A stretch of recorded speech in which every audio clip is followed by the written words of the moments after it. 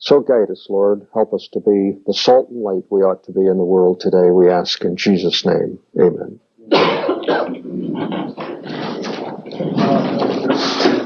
I don't know how it is for you, but for me it seems like a long time between Thursday and Tuesday. I was in Des Moines, Iowa on Saturday and Sunday, did a all-day seminar in Des Moines, and yesterday I was in Washington, D.C., did seminars with the following missionaries of the Christian Missionary Alliance. That helps to make it seem like a long period where you do go through the whole subject twice in between two class periods. So obviously there you do it much faster than we do it here. But I can simply again say that there is a very growing interest in the whole subject. Many areas of the church, and not only is there interest in the mission area, but in American church area. Every place I go, Des Moines, Iowa, this is a center for demonic activity. Right north of here, there's a center of it, and they seem to tell me that every place I go. It's just incredible the way in which Satanism is expanding in our country.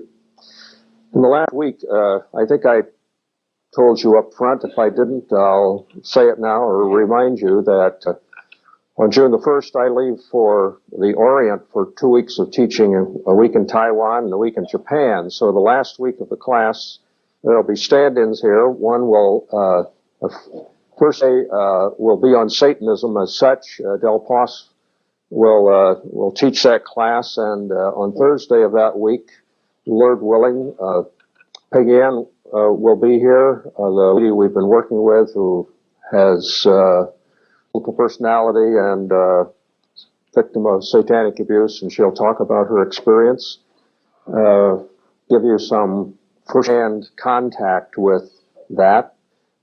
Students in the past have found this to be quite helpful in giving a sense of reality to some of the things we have talked about.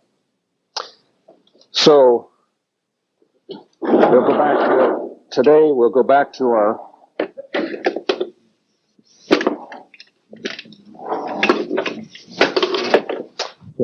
our material that we were covering, and we had just talked about confronting geopolitical units or demons associated with geopolitical units, and I think I had just introduced that subject. It's a subject that has been getting, again, a great deal of discussion in mission circles because of, partly because I began talking about it several years ago. I became convinced that Satan has his kingdom organized and that he does indeed assign demons to the various units geographically and probably also politically.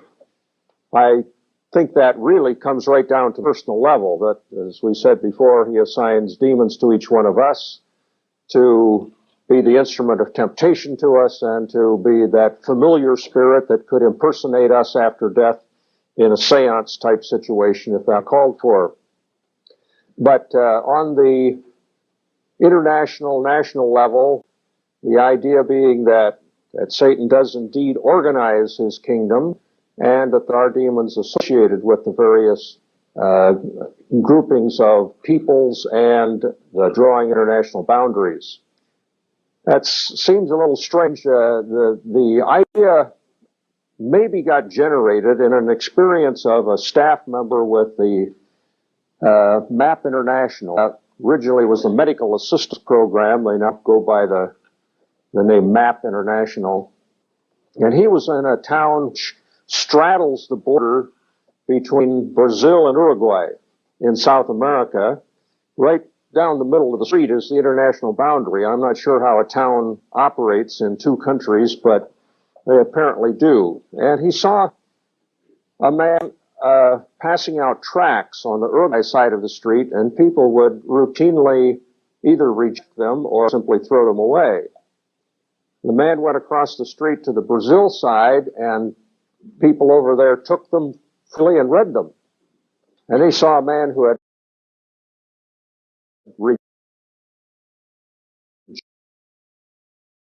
rejected the tract on the Uruguay side of the street, go to the Brazil side of the street, and accept the tract. So he began to do a little structured observation on that to see if that always happened, and it always happened. It was consistent that on the Uruguay side of the street, the tract would be rejected, but the same person would take a tract on the Brazil side of the street and read it on the spot. Now, how would you explain that? Well, the explanation is that on this basis, that in Brazil, there is a praying church that has virility and has basically bound the power of the demons that control the Brazil side, not bound to the point of total inactivity, so they're not there, but their work is restrained by the virility of the church, by the prayers of the church. Whereas in Uruguay, there is not a strong church. Very weak. It's one of the more difficult of the South American countries, and the demonic forces assigned to Uruguay apparently still have enough control that they produce this reaction to the gospel. Now, you're going to have to do with that story, what you will, but that at least is the story, and that's where things got started. Then they began to put other stories together. American Indian pastor on an Indian reservation here in North America was sick, and he made an appointment with a doctor and had to go off the reservation to go to the doctor. He got in his pickup truck, and the minute he crossed the boundary of the reservation, he wasn't sick anymore. And he got to the doctor and didn't have his symptoms, so he turned around and came back, and when he crossed the reservation boundary, he was sick again. And in praying about this, the Lord told him to look at a certain place, I think, in the wall, and he saw a demon emerge out of the wall. And the Lord led him to understand that a witch doctor had put a curse on him, and that this was the effect of that curse. When he renounced it, claimed victory over it in the name of Christ, the demons left him, went back on witch doctor. The witch doctor got sick and died. Now, that illustrates a couple of things. The idea of the curse that we were talking about last time, but also this boundary line thing. A person from down in Central America had a mental illness and was coming to the States to get help with it. And when they crossed the border of Costa Rica in the airplane, they weren't ill anymore. And they got here and didn't have a problem and flew back home and had a problem back there. Again, it seemed to be related to the operation of demons that were limited to the geographic boundaries of a particular country. In Argentina, there is a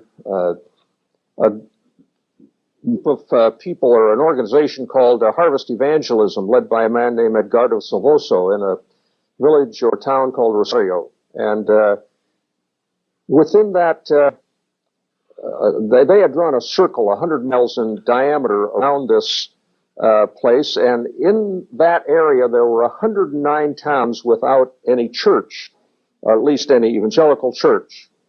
There was also a very dominant sect led by a warlock, a male witch named Marigildo. And this Marigildo had selected 12 disciples, trained them to carry on his ministry, and they had an inordinate amount of influence, apparently, within this area. Silvoso called a prayer meeting of a very broad cross-section of evangelical ministers, and was successful in bringing together, Baptists and Pentecostals and Wesleyans and what have you, and they pretty well agreed that they had never been in a prayer meeting like this. And the aim of the prayer meeting was to pray against the power that the demons seemed to have over this particular area and to break it loose for the gospel. And following the prayer meeting, they got in a couple, or some of them at least, got in a couple of vans, went down to the headquarters of this cult and parked their vehicles facing right at and prayed against power that cult had over this area. In the next 3 years, churches were planted in 82 of those 109 towns, and this was several years ago. The report was made, and the process was continuing. Now, does one prayer meeting or does prayer really break the power of the enemy to that extent? Well, that brings us to consider in this connection what I think is the ultimate power encounter, which is prayer. We started by talking about evangelism and saying that it begins with evangelism, but that's the public side of it. Actually, I think it all begins with prayer. I used to picture prayer as the safe rear guard kind of activity, that the missionaries were on the front lines and the prayers were behind the lines sending the spiritual supplies up to them. When I was in the Second World War, I was for a time in the Third Army under General Patton, and if you remember your history of the Second World War, Patton made a mad dash across France and went so fast that the supply lines couldn't keep up with him, and he had to pull back and then go at it a second time.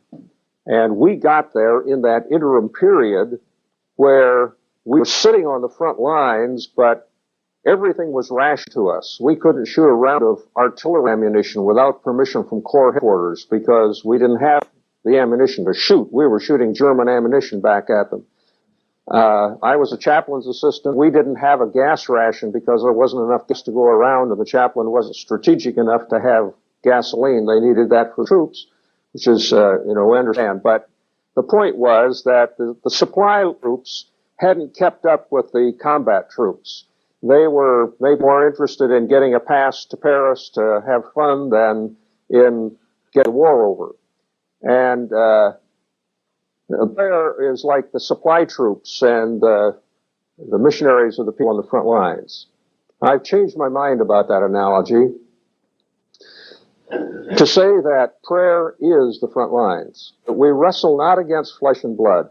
That it is not me as a missionary trying to convince a Muslim that Jesus is the Son of God. That's the gathering up of the results. S.D. Gordon, in his little book, Quiet Talks on Prayer, says, prayer is striking the winning blow against the concealed enemy.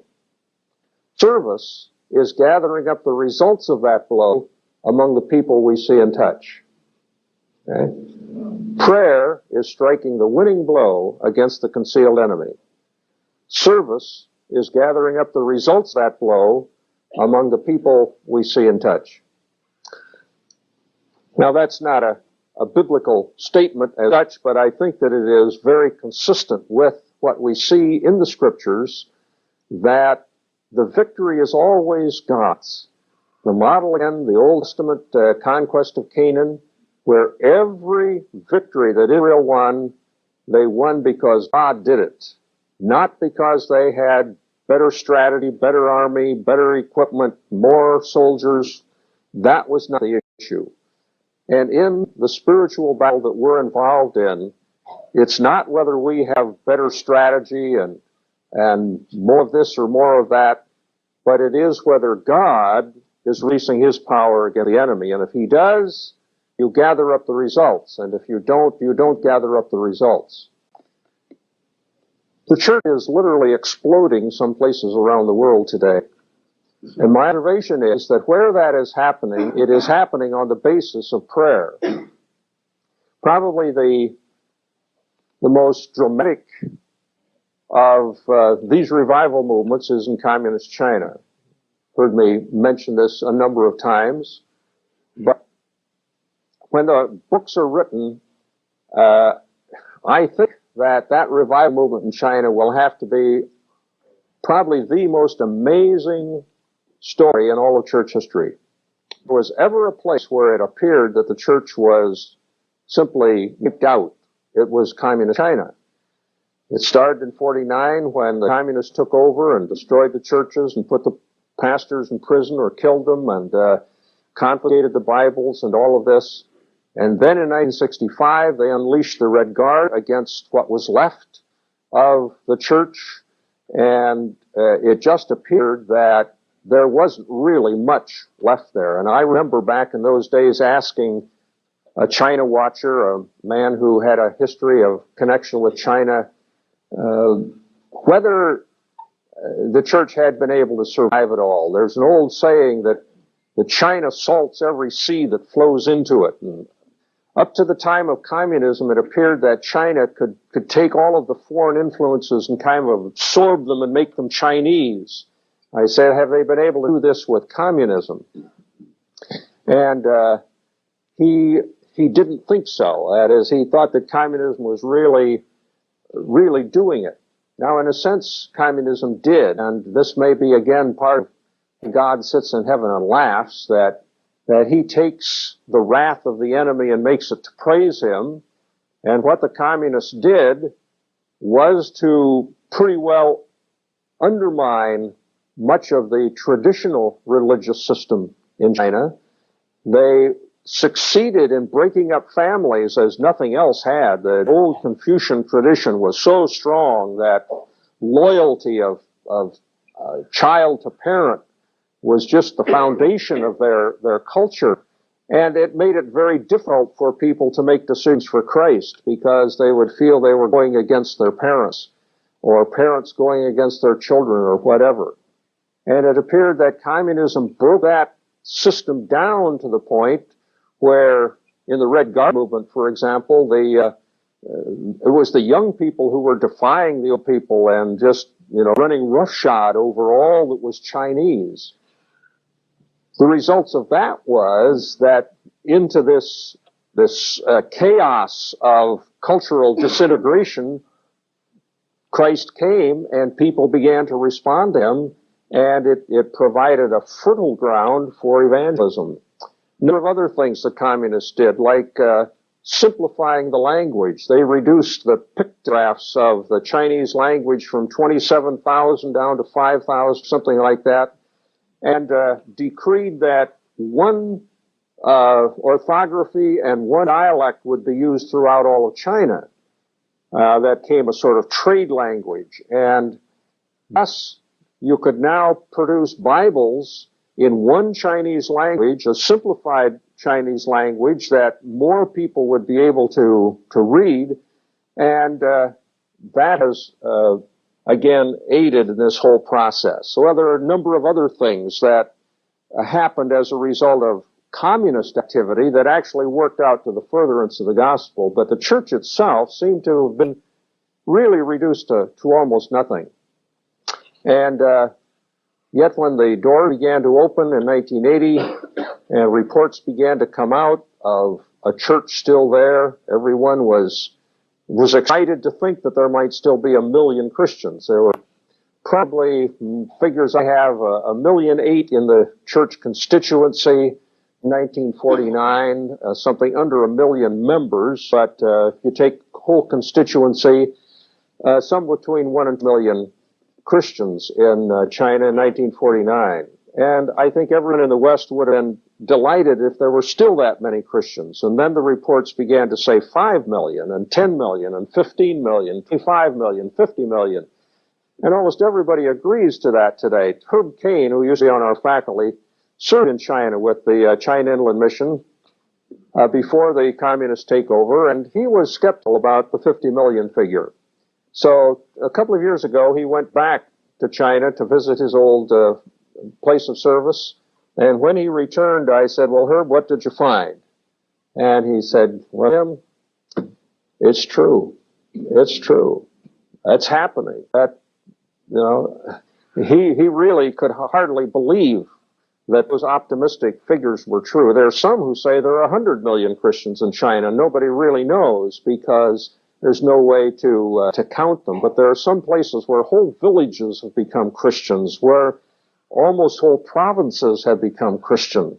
In Henan province, the officials got very concerned about the growth of the church there and passed some laws for the churches. Things like, don't pray every day, just pray on Sunday, don't preach everywhere, just preach in church, and, nice, intelligent things like that. And the last of them was to cast out demons and don't pray for the sick, because that was happening on such a regular basis that was fueling the revival. Yeah, question, comment? In relation to prayer in Orient, for instance, in Korea, during the Korean War, which is 1950, at the time the Christian population was about 1 million. But now they count around more than 10 million Korean Christians, only because of the urban prayer.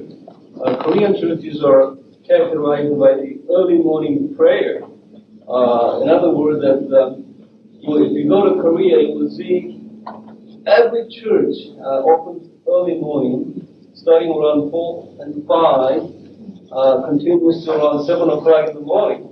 So if you like to be a pastor in Korea, you have to wake up early morning. Korea certainly is another prime example of prayer, and a number of other places as well. Well, one of the men who has traveled widely in China since the time, the opening in 80, during this last decade, said that when the church in China prays, they storm the gates of heaven and shake the gates of hell. They really pray. They pray with intensity. They pray at great length. If you go to church over there and they say it's time for prayer, they may be done an hour later or 2 hours later. They're not.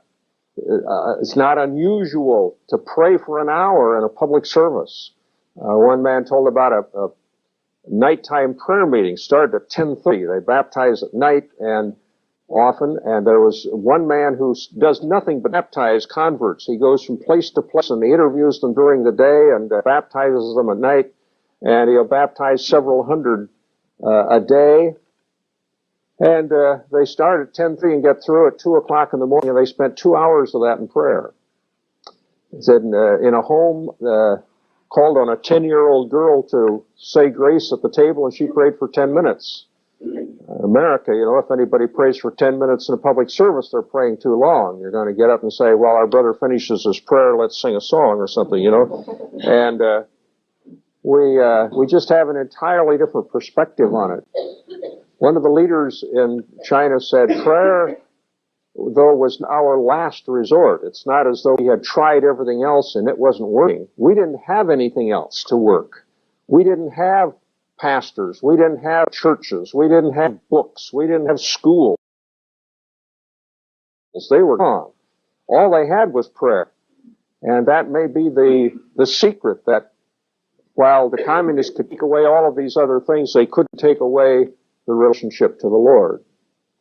Now, God had other ways of helping that church. One of them, of course, was radio.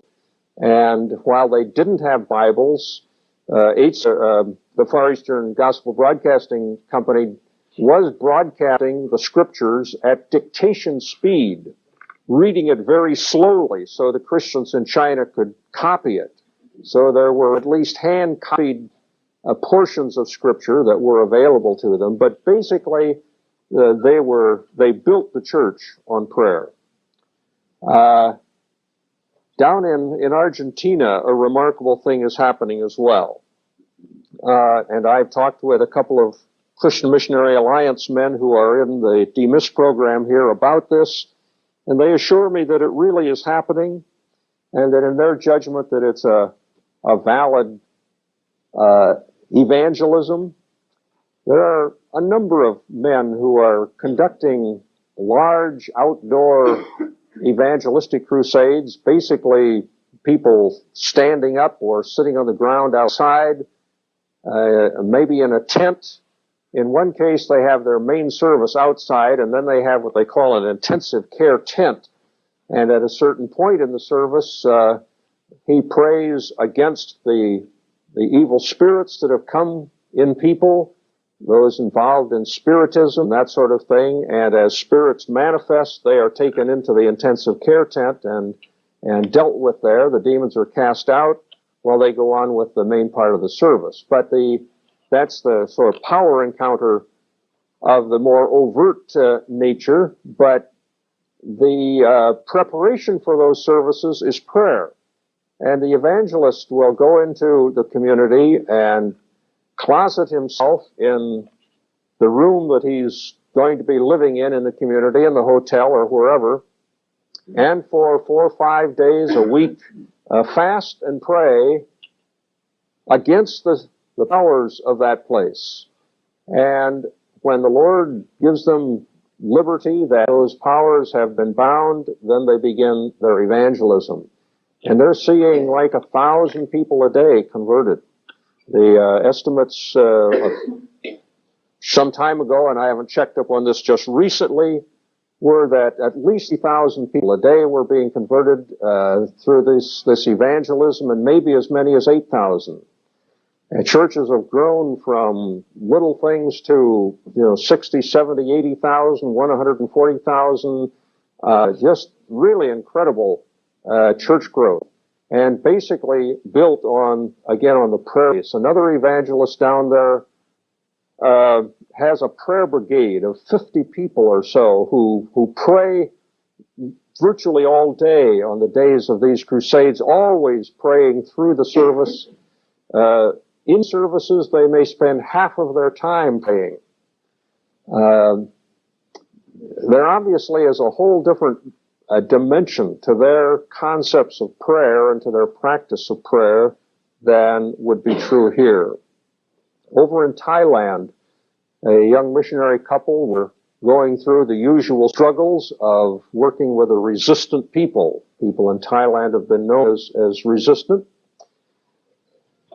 They finally decided that they would take Fridays to pray against the spirit of this place. These spirits held these people in such bondage that they couldn't hear and respond to the gospel. And almost as soon as they began doing that, they began to see a turnaround in the evangelistic response to these people. My grad assistant's brother is a missionary in Formosa, and his ministry is evangelism. And he was really struggling with this. He had seen 5 people profess Christ in a period of months, but it was simply not a very fruitful ministry. So he went on a 21-day fast and gave himself to fasting and prayer, and in the next 30 days he led 45 people to Christ. Now, this isn't magic.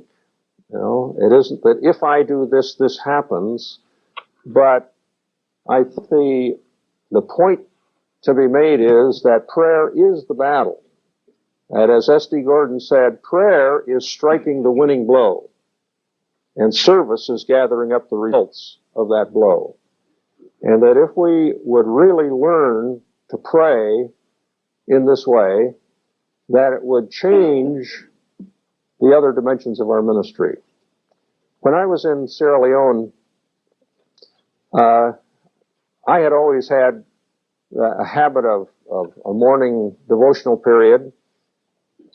But over there at sunup, we had devotions at church. Most of the people were illiterate and couldn't have personal devotions in the sense of reading their Bibles because they couldn't read. So we would meet at church, and that always happened right at sunup. As soon as with sunrise, the church bell would ring, and we'd be off on the day. And it was a little difficult to maintain devotional life. Even if you come home and do it, there are people standing on the porch almost as soon as the sun is up, and there are people there all day living in a village like that. Life is very different. It's a much more public kind of thing. And I was, had I gone back, I was going to build myself a prayer hut out in the woods behind our house, and make a deal with the people that when I was there, I was not to be disturbed, because you've simply got to have time to pray. You can't just be going all the time, and life tends to be like that in so much of the world that unless you program it in, it isn't going to happen. So, prayer, I think, is probably the ultimate power encounter. It is where spiritual power meets spiritual power, and this is why prayer is hard. Intercessory prayer is hard. Many people think there's something wrong with them because they have difficulty praying. It may not be that there's anything wrong with you. It may be there's everything right with you, and that the problem is that you simply don't understand what spiritual warfare is. That if what I'm saying is true, that prayer is the ultimate power encounter, Satan knows that, and he knows that if he can keep you from praying in this way, that he keep you from winning the ultimate power encounter. And therefore he doesn't have to worry too much about the rest of it, because your busyness isn't going to bother him. I think he sits off and smiles and maybe even laughs out loud at workaholics in the church who, are busy, going, but not really hurting the devil very much.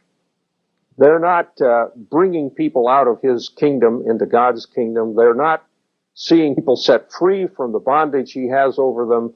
They are simply on this treadmill of religious activity, which gives them a certain satisfaction of being involved in the Lord's work, as we say, but is it fruitful? Satan's purpose for us, as I think we said earlier, is simply to neutralize us. And we can be neutralized with religious activity as well as anything else if he can keep us from prayer and worship. We've talked about worship in relation to the glory of God, and prayer is simply the extension, I think, of that worship. As you meet God in the basic act of worship, you then have the basis for your intercessory ministry with him, or joining that with the concept of being adopted into his family and seated with Christ in the heavenlies. It's as though we are participating with Christ in his intercessory ministry. It says Christ intercedes for us now there at the right hand of God. He is the divine intercessor, and as we are identified with him, we join in that intercessory ministry. Again, the whole concept of spiritual authority is involved. The same authority we use in resisting the devil, we use in approaching God, because we are now identified with Christ as the intercessor. There's a new book out by Wesley Duell entitled Mighty Prevailing Prayer. I've just begun to read it, but I would recommend it to you. It will stretch you in the direction of what intercession is really all about. I haven't finished the book yet, obviously. I'm not even halfway through it, so I can't speak about all of the contents, but it will at least stimulate you in a direction that I'm sure will stretch all of you. The title is Mighty Prevailing Prayer by Wesley Duell, D-U-E-W-E-L, same man who wrote Touch the World Through Prayer, which is on your bibliography, and it's by the same publisher, Francis Asbury Press, which is a subsidiary of Zondervan.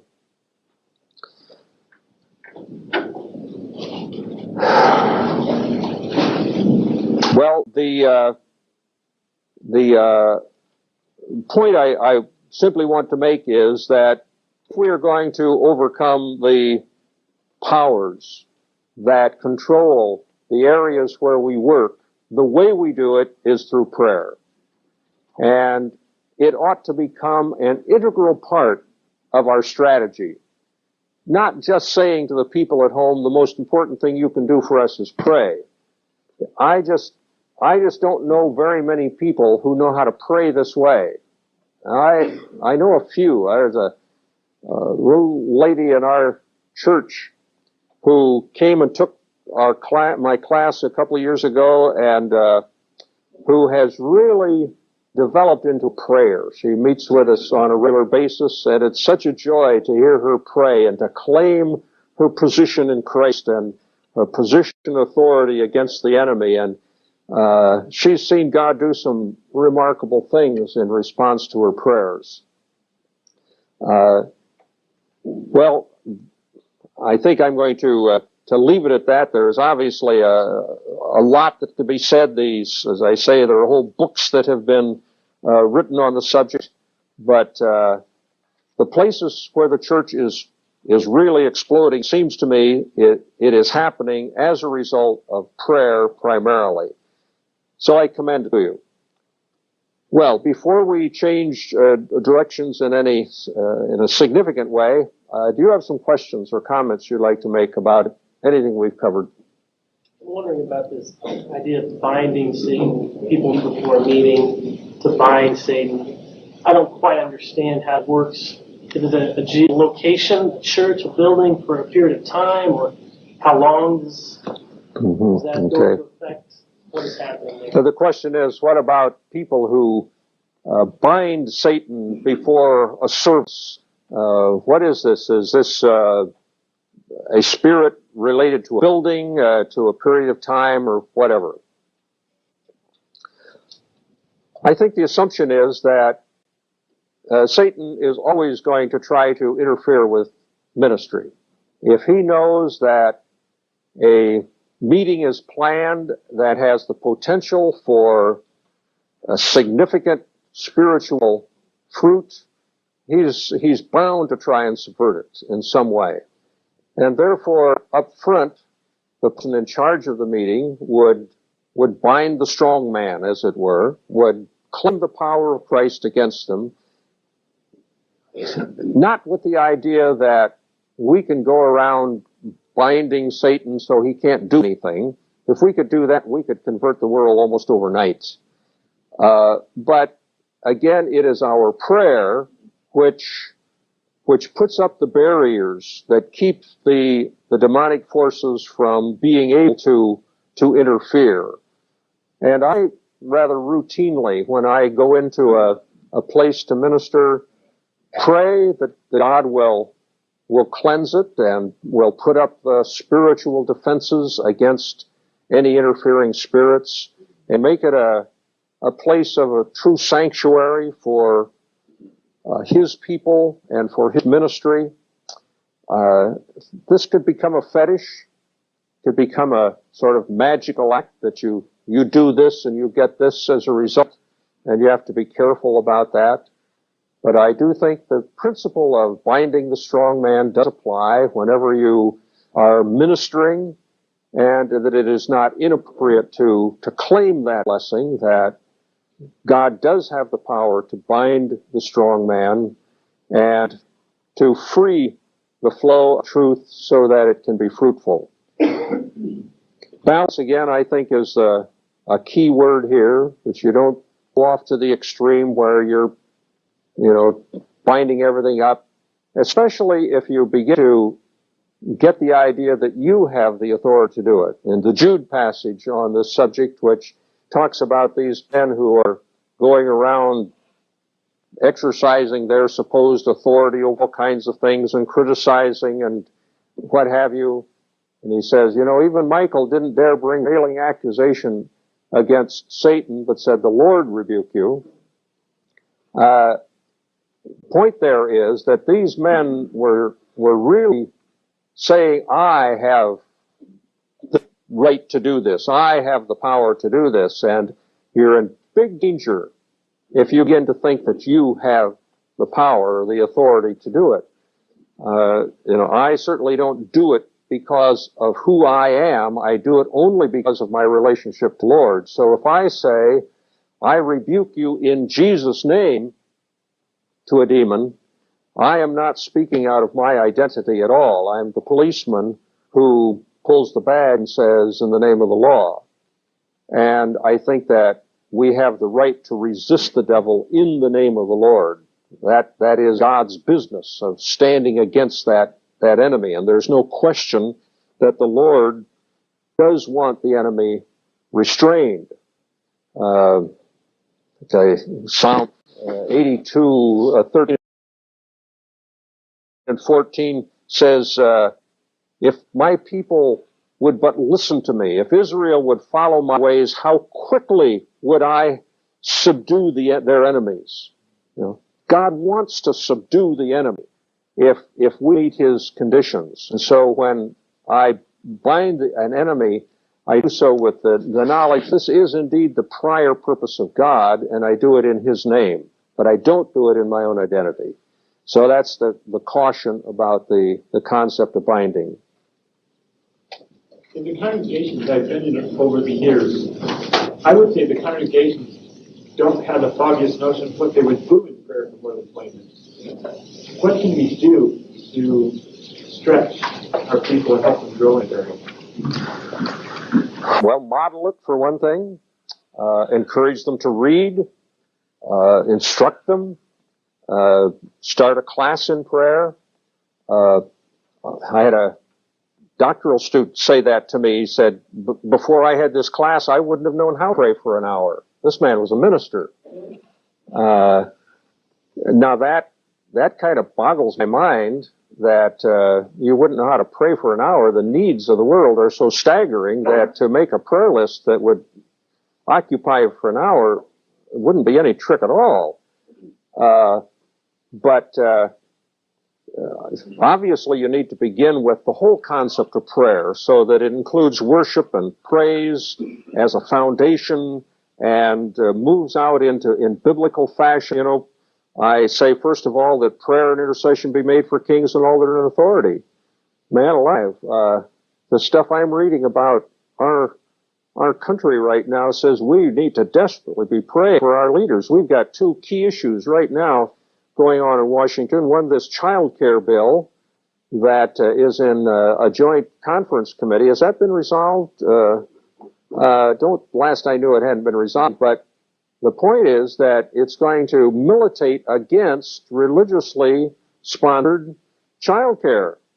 And it's going to simply say that the only kind of child care that can be authorized or subsidized is secular child care. Well, boy, the implications of that are devastating. And the president has said that he would veto that legislation, except more recent reports out of the White House are that they think they're going to get a satisfactory merging of the two bills. There's no way that could happen. Neither bill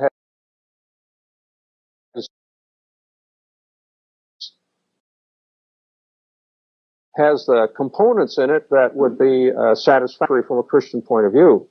The other is that the president recently invited the leaders of the homosexual movement, gay and lesbians, to the White House.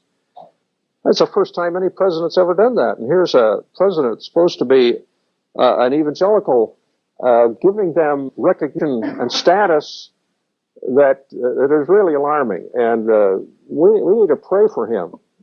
We need to pray for key legislators. You know, there's a fairly major prayer challenge for the church, but you can go down the list, and my goodness, in terms of things to pray for. The world, look at the unreached peoples list around the world. My goodness, it could. If I were a pastor, it's easy to say what you do if, when you don't have to do it, but I really believe if I were a pastor, one of the first things I would do is try to mobilize my retirees for prayer ministry. They're the people who have the real discretionary time. Many of those people could spend 2 hours a day praying. And I had a doctoral student who I knew was interested in senior citizen ministries. So after this class, I suggested that he do as his project that very thing, to get a group of senior citizens and teach them to do warfare praying, which he did. And it came out so positively that he then adopted that as a major project for his doctoral paper. He got a group of 15 people whose average age was 75. He put them through a fairly extensive training program in prayer.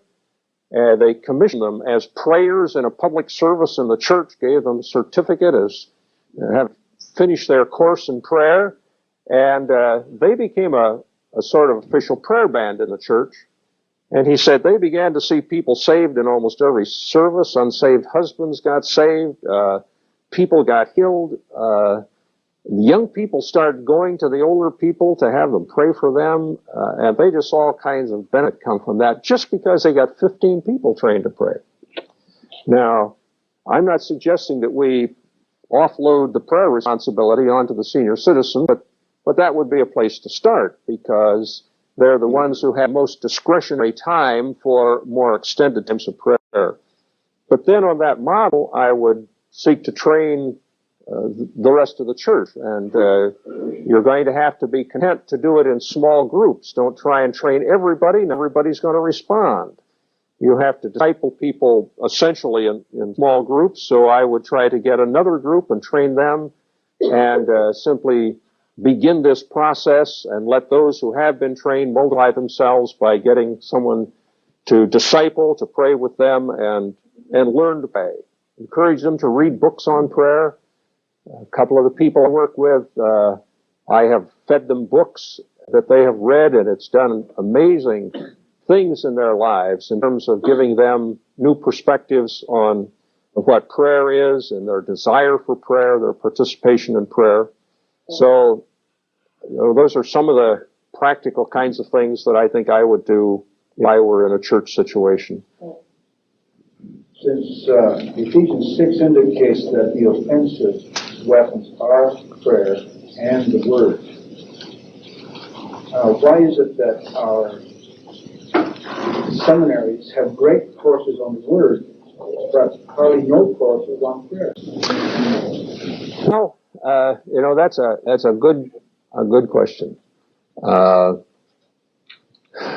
think that the rationale that they would probably give goes something like, prayer is such a personal, spiritual thing that you can't, if you reduce it to an academic subject, you tend to take the heart out of it. And this is the problem with our whole academic program, you see, that's ultimately what our academic program has done to all of ministry. It has reduced it to an academic process, even preaching and witnessing and other things. We learn all about them. It's kind of like learning to swim in a classroom without getting in the pool. Training for ministry ought to take place in the context of ministry. It ought to be something you're doing and you're learning by doing.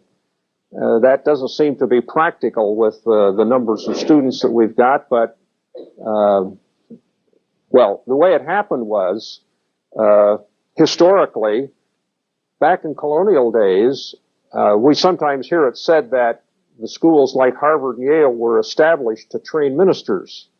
That's only a half-truth. They were established to produce educated gentlemen who could become ministers. But Harvard and Yale didn't teach you how to do anything in terms of ministry. You studied the trivium and the quadrivium, the classical curriculum that was inherited from the European universities, and you learned to read the classics in Greek and Latin, and you came out of Harvard and Yale educated, able to think, but you were never, it was anathema. I mean, it would have been they would have just turned up their academic noses at the idea of teaching you how to preach or how to teach or how to do anything except how to think. The schools were strictly academic schools.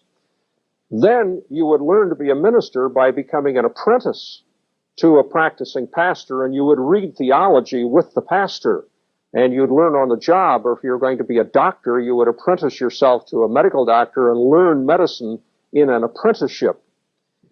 Then the more successful of the apprentice masters got so many apprentices that they spent more and more time teaching and less time preaching or doing, and before long they had a seminary born.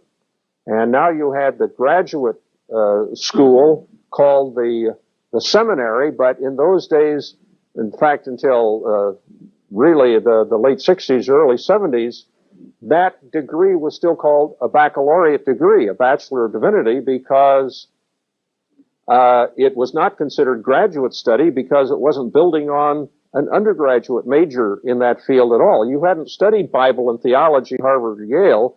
Well, you may have studied some philosophical theology, but not in the practical sense.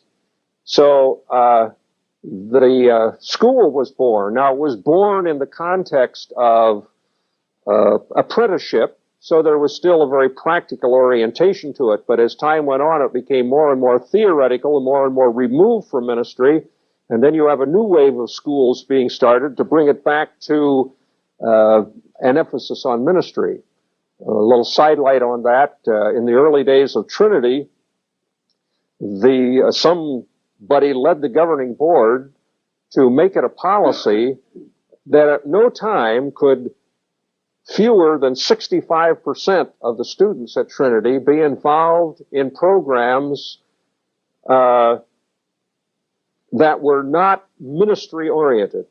That is, it couldn't become a graduate school of religion where you studied about religious things but didn't prepare to preach or teach, to actually do it. Ministers, missionaries, Christian ed, the ministry orientation had to be at least 65% of the school. That was done deliberately because the tendency has always been for theological schools to become graduate schools of religion, where you study about religion but don't really learn to minister to people. And so that's the problem that we face all along, and this is the problem with teaching prayer, that it soon becomes an academic subject, and it becomes counterproductive rather than productive. Prayer, of course, ought to be taught by modeling. When I went to seminary, every week we had what are called establishment prayer meetings. And the point was to establish the practice of prayer on the part of the seminarians. I don't know. I think we're going to have to become creative if we're going to introduce prayer into our curriculum. I doubt that introducing a course in it will do it. Now, maybe it will. It's a little bit like this course. This course wouldn't have been envisioned a few years ago either. If it had been proposed to the faculty to add this course, I'm not sure that the faculty would have approved it. We just did it, and it's here. But I don't know. Do you have some suggestions? I thoroughly agree. That if what I'm saying is true, it ought to be right at the heart of the curriculum. But that's tough. It's on the same basis that we basically teach students to proclaim the gospel but not to demonstrate it. And proclamation and demonstration are the twin tracks that this course is built on. That the demonstration of the power needs to parallel the proclamation of the truth. And if you go to either direction alone, you get too much off balance. And so we've got to keep those two in a proper balance. And that's difficult. Two comments. One, it seems to me that part of what we're saying is that the key to this whole issue is worldview. And that if we can instill in parishioners or whoever we're ministering to a proper worldview, then prayer makes a lot of sense in a Christian worldview. If we're going to abide by rationalism and dualism, well, then it doesn't really make a whole lot of sense. Right. The other would be that within a curriculum, the Word is part of every course, hopefully, and so should prayer be. I don't think we need to have a special course on the Word. We have lots of courses incorporating the Word, and all of those courses can incorporate just as well prayer. There's a program of theological education by extension called SEAN, produced by an Episcopal seminary down in Chile, I think originally, where it came from, that seeks to integrate biblical study, preaching, and practical Christianity. And you start with the scriptures, where you come to a preaching situation where you talk about preaching, and you come to a prayer situation, you talk about prayer, but it's an integrated thing. It's very fascinating to me to see how they have integrated these various elements. See, our problem is that in our curriculum we split it up. Here you study Bible, here you study missions, here you study preaching.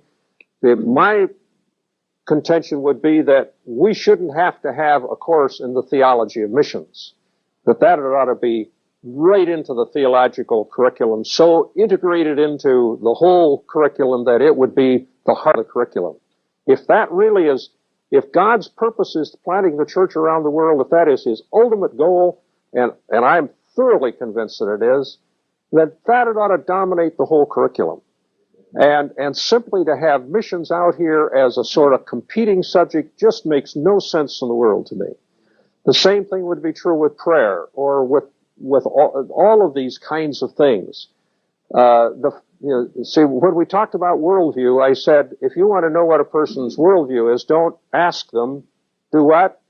Watch them. And what's going to be one good clue as to what their worldview is? What their prayer life is. Right? If you could just know a person's prayer life, you would know an awful lot about them, wouldn't you? If you could know how much they pray, what they pray about. Are their prayers always self-centered? Do we go through the same list of personal needs, family needs that circle right around me? How far out does our praying get? That tells you an awful lot about a person. So, if all you knew was the prayers, you could find out. Jesus said, by your words you will be judged. Let's see, and every idle, give an account of every idle word, because by your words you will be condemned and by your words you will be justified. So if you could just monitor our speech, that would also give you a great clue as to what a person believes. What are the concerns? What do you kind of come to neutral on when it comes to talking? I'm often, I don't want to be unduly critical, but when I get even into ministerial associations, I'm really disturbed that so often we come to neutral on sports and things. And I love sports. I'm not a stick in the mud when it comes to that. I played sports and I enjoy them, and my sons were both lettermen in 2 or 3 sports, and I'm not anti-sports, but I'm concerned that seems to be almost a place where you come into neutral, and we so seldom really come into neutral on the spiritual things that ought to unite us. I don't want to be unduly critical about that sort of thing, but I do think that we give ourselves away. When the lady said to Peter, you're a Galilean, you're one of them, your speech betrays you. I had a chapel message that I gave on that text at the Bible college several times, and that's true. Our speech betrays us. Well, I think you're right that it comes back to worldview, and that's why I guess we ought to, maybe why this class is really so important, if that's the only thing you learn. And probably the thing I hear more often than anything else from students in the class is that it's changed their prayer life. And I say, thank you, Lord. If that's all that happens, I'm satisfied. Because if what I'm saying here is true, that's the most important thing that we do. Another comment or question here. Dr. Drew has a very practical class, theology of worship and prayer, and he tries to spend the last half hour of one of the classes each week in either prayer or worship, and I found that to be very helpful and practical. Yeah, I've just seen the name of that class and need to get acquainted with it. It sounds like it has great potential. And again, it depends on who teaches it. The title be one thing, and the modeling of the instructor can be another thing. Maybe it's redundant to say something on this. I was reading Dr. Cusselbrain's book, Today's Process for Tomorrow's Mission. He said one of the things that our brand of Christianity has done is it's reduced ministry to truth encounter rather than power encounter. Yeah, that's true, and that's not. See, it is a truth encounter, and I don't want to throw that out because it is always a truth encounter. but we need to add to that the demonstration of power. You know, it's like the story I told you about John Peyton and the three sorcerers who said, "We can kill you by the power of Nahak." Now, they'd been having the truth encounter as he proclaimed the gospel, but when he added the power encounter of challenging those men openly and demonstrating that they could do anything, their spiritual power, then communication took place on a whole new level that would just never have taken place on a simply truth encounter level. So, you know, it needs to be both. Any other comment or question?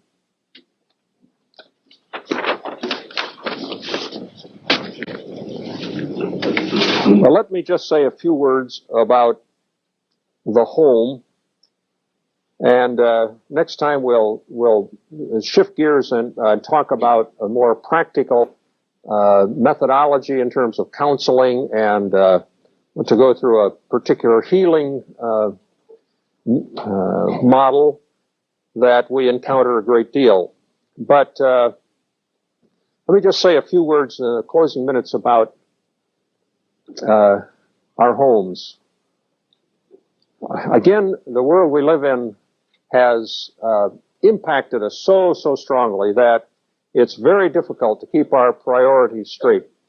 Would suggest to you that in the relationship which leads toward marriage between a man and a woman, that the proper order for the development of relationship is first spiritual base, commonly shared spiritual commitments and practices, learning to study the Word together, to pray together. I'm just shocked to hear seminarians say, "I can't pray with my wife," or "I don't pray with my wife," or to hear them indicate that there is no sharing at the level of a significant nature. That ought to be the foundation of everything else. And if that foundation isn't there, to try and build a superstructure, you're almost sure to have problems. You build on that foundation of spiritual commitment, friendship, learning to do things together, to share experiences at a level of common interest and common purpose and common goals. And only after that do you allow the physical relationship to be developed. Too often, I think it's correct to say that Satan has gotten us to get involved physically, often on the first date, at least early in the process, and the physical relationship tends to short-circuit the development of the spiritual relationship.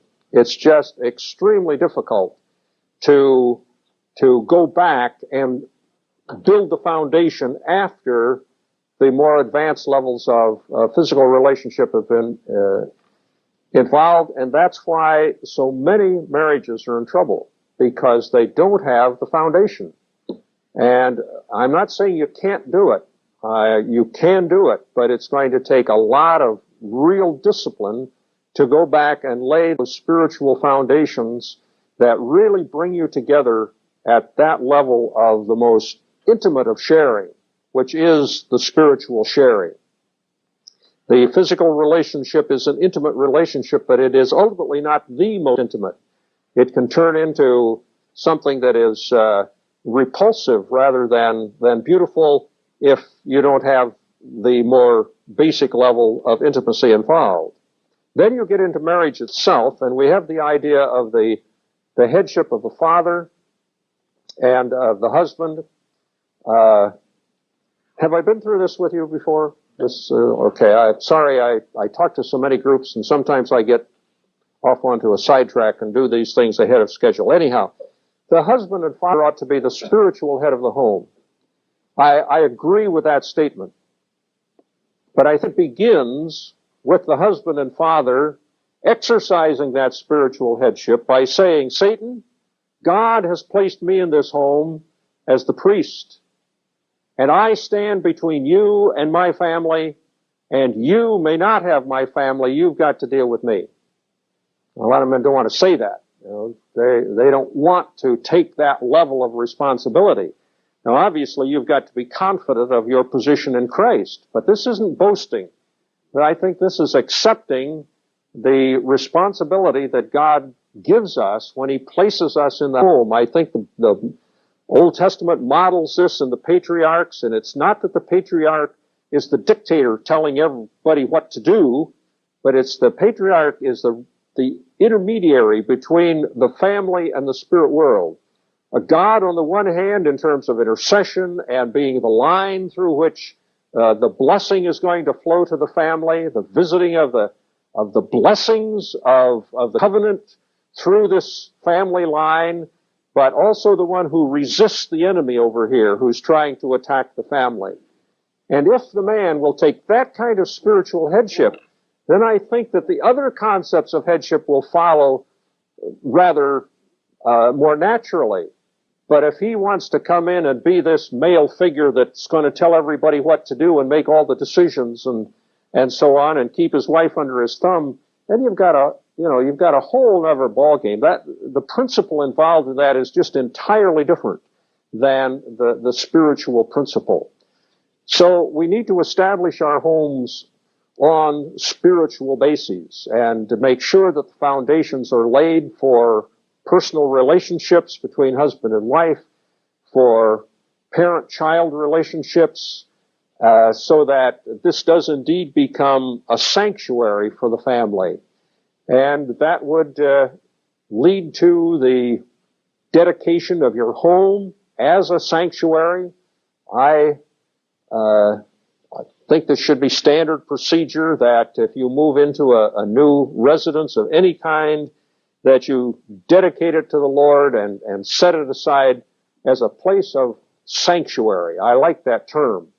The priest operates in a sanctuary. A sanctuary is a place of safety, like a bird sanctuary or a sanctuary like the cities of refuge in the Old Testament or something of that nature.